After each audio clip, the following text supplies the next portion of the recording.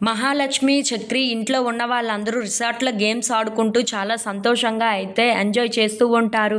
ఇంతలో మహాలక్ష్మి వాళ్ళ నాన్న మహాలక్ష్మిని అలా చూసి చాలా కోపగించుకుంటూ ఉంటాడు. అది చూసి అక్కడ ఉన్న మహాలక్ష్మి వాళ్ళ అన్నయ్య అయితే వాళ్ళని ఇక్కడి నుండి ఎలాగైనా సరే పంపించేస్తాను నాన్న. నాకు ఇదే ఛాలెంజ్‌గా పెట్టుకుంటాను అని చెప్పేసి అయితే అంటూ వాళ్ళ దగ్గరికి వెళ్తూ ఉంటాడు.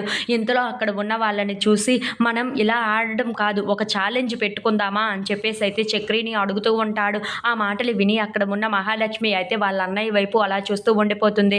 ఇంతలో అక్కడ ఉన్న వాళ్ళ అన్నయ్య మాత్రం అవును, ఇప్పుడు పోటీ పెట్టుకుందాం, ఎవరు గెలిస్తే వాళ్ళు ఇక్కడ ఉంటారు, ఓడిపోయిన వాళ్ళు ఈ రిసార్ట్‌ని వదిలి వెళ్తారు, ఓకేనా అని చెప్పేసి అయితే అంటూ ఉంటాడు. ఆ మాటలు విని అక్కడ ఉన్న మహాలక్ష్మి అయితే ఒక్కసారిగా షాక్ అయిపోయి వాళ్ళ అన్నయ్య వైపు అలా చూస్తూ ఉండిపోతుంది.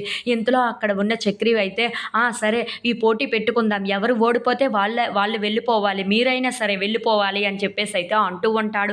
ఆ మాటలు విని అక్కడ ఉన్న మహాలక్ష్మి వాళ్ళ అన్నయ్య అయితే మేము పోటీకి రెడీ అని చెప్పేసి అయితే వాళ్ళ నాన్నతో కలిపి దిగుతూ ఉంటాడు. అది చూసి అక్కడ ఉన్న మహాలక్ష్మి అయితే ఎలాగైనా సరే నేను చక్రి వాళ్ళ ఫ్యామిలీ వైపు ఉండి నేను ఎలాగైనా సరే గెలిపించాలి, వీళ్ళు సంతోషంగా ఉండేటట్లు నేను చూసుకోవాలి అని చెప్పేసి అయితే అనుకుంటూ అక్కడ ఉన్న మహాలక్ష్మి అయితే చక్రి వాళ్ళ వైపు దిగి ఎలాగైనా గెలిపించాలి అని చెప్పేసి అయితే అనుకుంటూ ఆ తాడునైతే లాగుతూ ఉంటుంది.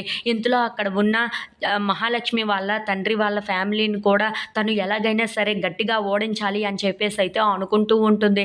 అది చూసి అక్కడ ఉన్న మహాలక్ష్మి వాళ్ళ మామయ్య అయితే లాగమ్మా లాగు, ఎలాగైనా సరే మనమే గెలవాలి, మనం గెలిచి రిసార్ట్‌లో ఎంజాయ్ చేస్తూ ఉండాలి, ఇది ఓటమి గెలుపులకి సంబంధించిన మ్యాటర్ కాబట్టి మనమే ఎలాగైనా గెలవాలి అని చెప్పేసి అయితే ఎంకరేజ్ చేస్తూ ఉంటాడు. అది చూసి అక్కడ ఉన్న మహాలక్ష్మి వాళ్ళ నాన్న మాత్రం ఇది ఎలాగైనా మేమే గెలుస్తామని చెప్పేసి అయితే చాలా గట్టిగా తాడునైతే లాగుతూ ఉంటారు.